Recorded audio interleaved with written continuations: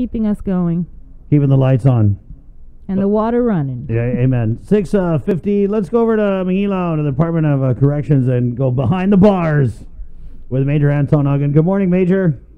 Good morning, good morning. Good morning. I guess we'll just start with an update on the incoming. I heard that there were some developments with the incoming. Now, I don't know if you could just set us straight on this, but what we're hearing is that there was a memo that came out that you guys were going to do the incoming through the postal, and we're hearing that the memo was signed off on by 3 of the senior DOC leadership, but then that memo was rescinded the next day by the director. Wait, take me back. What's going on? Yeah, go ahead. You just handle it, Major. What's the deal with the incoming and the idea that people were going to mail it in and now they're not?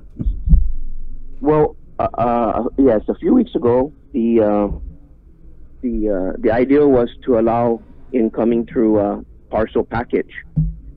See, under our rules, inmates can receive parcel packages through the mail. And so originally that's what some were doing. Some family members actually were already sending it in. And they were going to allow more inmates to do that. But, you know, after rethinking the whole process and re-examining what it would take to manage an operation of parcel packages coming in, plus the cost of the family, because parcel packages can be pretty expensive. Wow. The director decided, you know, let's hold off on that. And we're going to start the incoming on the 25th. So next week there'll be some incoming. There's a schedule out. It's been given to all the housing units, and we're going to do 1 unit a day. And there's different times: 8:30, I think, to 11:30, and then 1:30 or something like that. Maybe exact wrong on the hours, but until like 3:30 in the afternoon. The family will be able it's broken up per housing unit, because we have 18 different housing units. Right. And it'll go all the way into about June 5th, I think, when all the units would be accommodated. And it would be a drive-through. The families we're going to have officers out there controlling traffic, and the families will be allowed to come up, stay in their vehicle. They'll be wearing masks. They'll be having their temperature taken before they even drive through our gates. And they will hand the incoming items, which is only personal hygiene. There's a list of authorized items. Yeah, and Major, can we just go back, because I was using my insider term, incoming, and I don't know if people out there know what we're talking about. If you could just, layman terms, describe what do we mean when we're talking about incoming? Well, Chris, DOC does not have a prison commissary, so inmates cannot purchase personal hygiene products or other items that most prisons in the mainland they have, where inmates can purchase those sort of things. So we have a process called incoming. There's a list of items that the families are allowed to bring in on a schedule. Usually it's a monthly schedule. And since the COVID, we had suspended all those activities. So now that we're in PCOR 2 and we're moving towards PCOR 3, we are going to open up the incoming, but only for personal hygiene. So, like toothpaste, and we do provide these things. But it's the government. It's the government toothpaste, right? Yeah, we do provide. It's like the powdered eggs of toothpaste, and the government soap and stuff like that. It's the government soap. It's not pow pow. Yeah, it's not the best. So some families want to purchase it for their loved ones while in prison, and so we are, have that type of process. And so come the 25th, families will be allowed to, again, bring in personal hygiene, razors, soap, shampoo, Man, Major, sanitizer. That's 11 days away, though. What are we going to do in the meantime? And then going back to the... Why did it stop? Did you say? Because they decided that... So let me just get this straight, Major. Someone at DOC said, yeah, we're going to let you guys mail in the incoming supplies for inmates or whatever. And then the director said, oh, that's probably not a good idea. But what I heard was that the people had already sent packages over for their family members behind bars, and now they're saying that they're not getting those packages out. So what's the status on that? And then why do we got to wait 11 days? I mean, these inmates haven't had any incoming for the duration of the COVID crisis. Well, today is already Thursday, and so it's going to start Monday, the 25th. Antone, today's the 14th. Oh, sorry, 14th. I'm sorry, the 25th. Yes. Well, they're still working on some details. That was the date that the warden and them came up with, management, and the memo went out because we have to give time to the family members to prepare and purchase whatever they need to purchase to bring in the items. The last thing we want is someone complaining, you didn't give us enough time to get what we needed. We weren't prepared. Can I bring it in this day instead of this day? And other things like that. So we need to let the inmates know, give them ample time to inform all their family members so their family can get whatever they need to get that is authorized. So when that day does come, the process is a lot quicker, and we don't have to stand there and discuss with the family what's authorized and what's not authorized. Right. So how did you guys come out with a memo that says, yeah, mail it in, and then the very next day, did the director not know, or? No, I mean, again, I don't know what the director was aware of or not aware of, but I do know, throughout the day, certain management people do talk to the director. I mean, I'm not in all the meetings when the director is speaking to the different employees. And originally it was thought of that way, but when we sat down and we said, okay, we're going to allow these packages to come in, if we have 650 prisoners. So our process with packages right now is that when the package comes in, we have to take that package, open it up in front of the inmate to verify what's being sent, and items that are not authorized are then confiscated, and then we would normally send it back out with the family when they come in the following week or next couple weeks later to pick up, to drop off incoming. We would give it back to the family and say, hey, these items were not authorized. And we figured, as we drew out the plan, and we said, okay, if even 350 people send in a partial package, that will be a logistic nightmare as far as going through every single box with every single inmate, ensuring that whatever came in the mail is in fact authorized. So do you have some packages that came in when the families thought that they were supposed to, right? So what's the status on that? So what's going to happen, Chris, is that those particular packages will eventually be given to the inmate. When they come in, we're not going to deny the package. I mean, the process already happened. It was sent in. And so we're going to go ahead and deliver that to the inmate. Now, what will happen, though, and that's why we need time to go through who has a package, who doesn't have a package, is that, so let's say an inmate received a package through the mail of personal hygiene. Well, that family, that particular inmate, he will not be allowed to have a family member come and drop additional supplies because you've already received your allotment through the mail. So, because sometimes the inmates, they would do that. They would mail some things in, and then they would try to drop off additional things, and that's not the way it works. You only get one opportunity to drop in incoming. So those that mailed it in, they don't have to worry about coming in and physically dropping it off because it would have already been received by the inmate. So those packages, again, will be given to the inmate. We're not sending them back.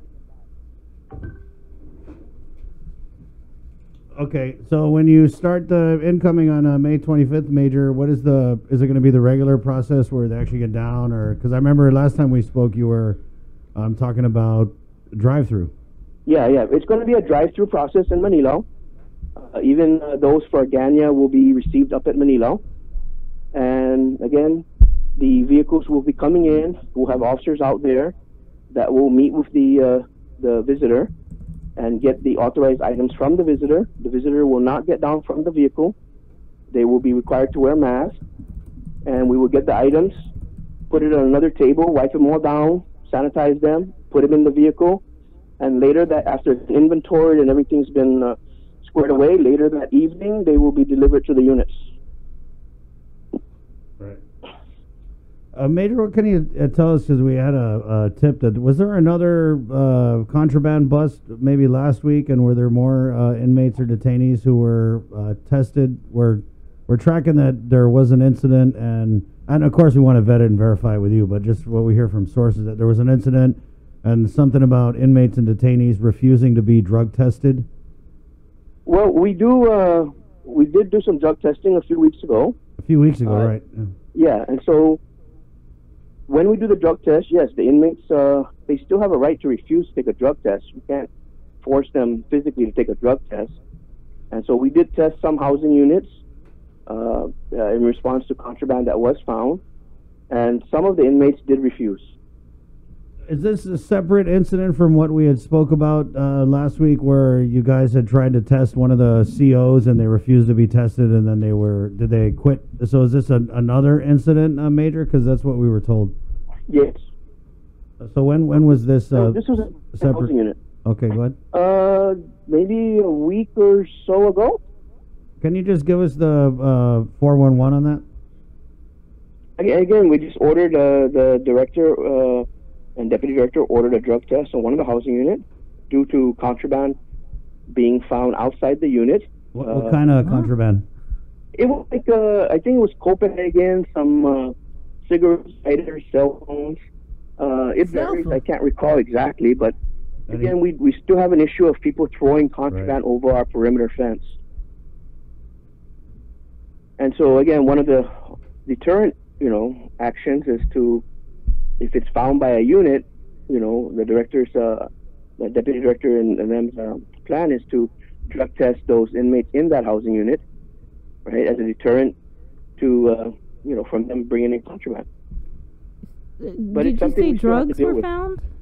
Yeah, sometimes. Well, I can't recall what exactly we found. I don't have my notes in front of me, but yeah, sometimes we find drugs. Yeah, but in the incident you were referring to, were drugs found? Because, drug testing was ordered. Yes, I believe drugs was there. What kind of drugs? Usually it's ice. Yeah. You don't recall how much ice? No, it's not a lot. I mean, I don't know all of it. It's like a package, just a ball of package, and we turn all of that over to GPD. What housing unit? This was up by the recreation area, by the basketball court, by Post 16. I'm sorry, what's Post 16? General population. And then Major. Inmate housing unit, yes. Right. Okay. Major, so when these inmates and detainees refuse the drug test, are they supposed to go into disciplinary segregation? Are we able to still do that? I don't know. Is that the process? Yes, generally that's the process. There's also another process where they could have their classification reviewed and possibly demoted from their classification level, whatever security level they're at. They can also be reviewed by the casework and be demoted. Is Post 16 near the perimeter? Yes, yes it is. Okay. So they threw over some of that COVID crystal. Yeah, I mean that's what you believe, or has that been officially determined that it was thrown over the fence? No, yes, it was thrown over the fence. Okay. Major, and so when you said some inmates refused to take the drug test, does that mean others did? And then what could you tell us about the numbers, like the results, or how many inmates are we talking about here with this latest incident? I don't have my numbers in front of me, but I know several of them did take the test. Several inmates did take the test.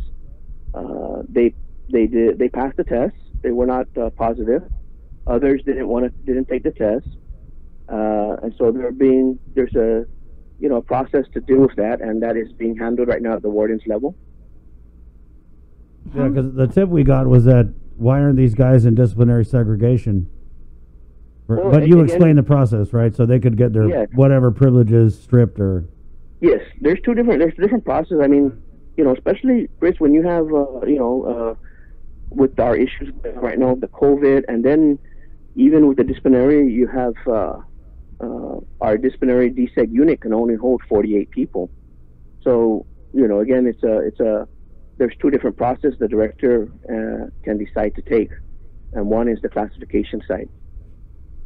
And then, Major, where are we with the, I don't know if you can speak on this, but the confirmation of Director Carbolito? What's the clock? Are you guys following the clock on that? Sir, I don't have any information. Unfortunately, I'm not following that, so I don't have much information on that. Yeah, the appointment papers were submitted to the legislature yesterday. Oh, okay. Yeah. So I'm not following that one. Okay. Okay, anything else you want to add, Major? What would you say to those people out there who are now going to have to wait 11 days for the incoming? I mean, we've already waited 69 days, 70 days for this, and I think we can wait another week or so until we get this for the incoming. You already waited forever. What's forever and a half, guys? Yeah, what's another? Come on. About as long as the stimulus checks. Yeah. Well, maybe that's the other thing too. Is some family members are gonna have to get some money. Right. But you guys wanna do it for the inmates, right? Yes, sir. Yes, sir. This is something the director's been again, but we have to weigh it with, we have to look at it with some caution. Yeah. Again, we're trying our best to ensure that the COVID-19 doesn't get into the prison. I see the COVID. You guys got any of the CARES Act funding yet? Most of our funding that we're going to get, I think, is in we're not getting funding directly. The funding will go through, I believe it's BBMR. The other. Oh Lordy, you better check. You better go station somebody at BBMR and make sure that money gets where it needs to go. We're going to get supplies. We're getting supplies, and so I understand there's some supplies that have just come in, and we'll probably be picking it up later this week, today or tomorrow. Right. Oh. Yeah, because we're getting mostly supplies. Yeah, I wonder if they're going to give you any of those masks. They had a big donation yesterday at the office of the governor from Taiwan. They received, I don't know if you saw this, 200,000 surgical masks. Yeah, that's probably what we need. You need some masks, Major? Yeah. Okay, so we'll shout it out to the Adelup that if we could get some of these masks. I sent you that if you want to put it up. We'll talk about it later. Yeah. Okay. I mean, we have masks already in DOC, but of course we could use more. And I know, like I said, our portion of this CARES Act is mostly going to be in hygiene products and PPEs, nice, personal protective equipment. Right. Yeah. Okay, Major. Okay. Yeah. Did you get your differential pay? We did get 1 week. How much? 1 week. How much, Major? What are the guys saying? Because we're hearing nobody's happy with the differential pay. Well, I mean, it's something more than we didn't have a couple weeks ago. I know some were anticipating the double pay, but for now, we just have to accept the 25% extra for now, and hopefully this double pay issue will be addressed and worked out later. You guys are under GFT, right? So do you know if some of the officers are signing up with that lawsuit? I know some officers have inquired about it, and I know some officers probably have already signed the documents to participate in the lawsuit. We do have officers that are GFT members. Right, right. Well, you don't actually have to be, according to Robert Koss. Yeah. No, you don't. You don't. Yeah. Okay. Okay. Right on, Major. Antone. Thanks for waking up early with us. No problem. No problem. Okay. Take care. Okay. We'll see you. We'll see you next week. Be safe. Wash your hands. Okay. Okay. Stop. All right, bye. All right. There you go, Major Antone Aguon. Hey, that guy will stand in and he'll answer the questions. Yeah. 707. Always transparent. Yeah, he is very transparent. Let's go to the phones where we have from the